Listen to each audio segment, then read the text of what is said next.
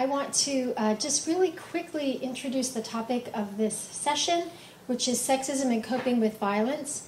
And both of these presentations are going to be looking at these important issues from a psychological perspective. Violence and sexual violence are very important social problems, and being able to understand both what are the consequences of sexual violence as well as what are some of the things that lead to it are both important goals that researchers and psychology researchers in particular devote some attention to. It's part of what I do in my body of work.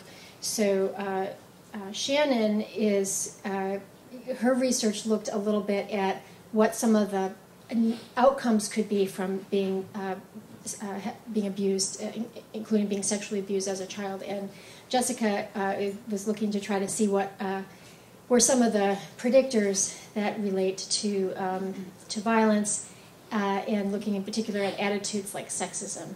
So both of them were using a data set that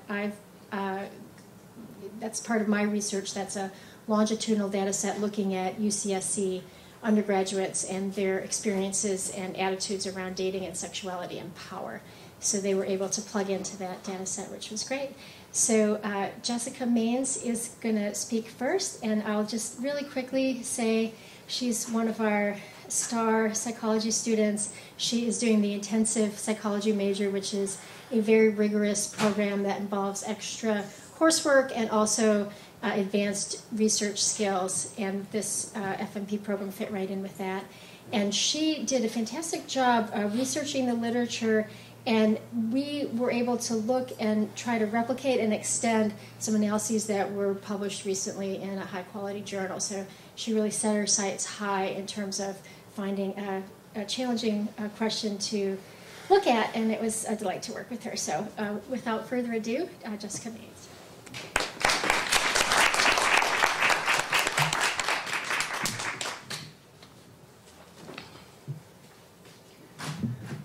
Thank you, Eileen, for the introduction. Thank you, Holly, as well. The relationship that I've built with you guys throughout this quarter and throughout my career here at UCSC has been invaluable to me, and there are no words that can express my gratitude. So thank you. Again, my name is Jessica Maines, and my research is on the concept of authoritarianism, personality, and sexism ideologies, and it's titled Why Conserving Tradition Perpetuates Sexist Attitudes.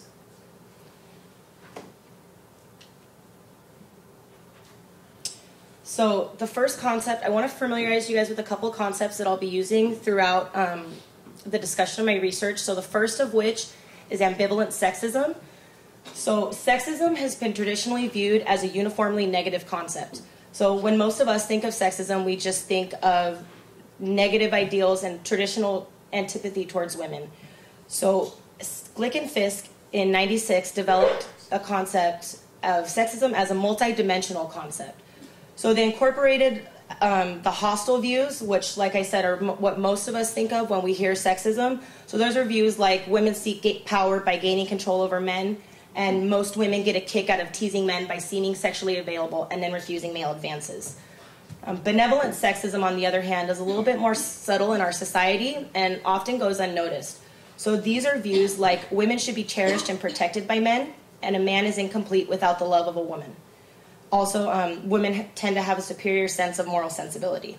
So while these stereotypes are nice, they show women as lacking the skills necessary to earn status in society. They show women as being weak. And in our society, power and strength and ambition is what earns status. And none of these stereotypes are ascribed to women.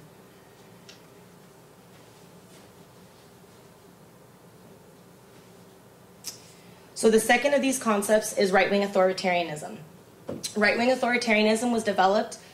It's not necessarily a personality trait, but more of a combination of three attitudinal clusters, which means in certain types of situations, you're going to have the tendency to respond the same type of way. And it's basically characterized by an unquestioning submission, obedience, and compliance with established authorities. I don't want you to confuse it with right-wing in the political term. Although it can be related, this is more of just a rigid adherence you want to think of as in terms of right wing. So The first of these, authoritarian submission, basically just describes that these people will unquestionably submit to the authorities that they see as established in their lives. The second, authoritarian aggression, is that they will aggress towards others when they see that that aggression is sanctioned by established authorities. And conventionalism is the third concept, and which describes the fact that people high in right-wing authoritarianism feel the need to strictly adhere to established rules in society. And I know I repeatedly said established authority and established rules, and that's because it's all in the eyes of the perceiver. It's who you perceive as authority in your life. So it could be a police officer, it could be a parent, it could be a government official. It's very kind of within the eye of the beholder. So why is it important to study this? So the patriarchal social systems in our society, they're stable to the extent that they're accepted by both the dominant and subordinate members of society. So if we don't, as women, if we don't accept our relegated place in society, it's a lot more harder for it to continue.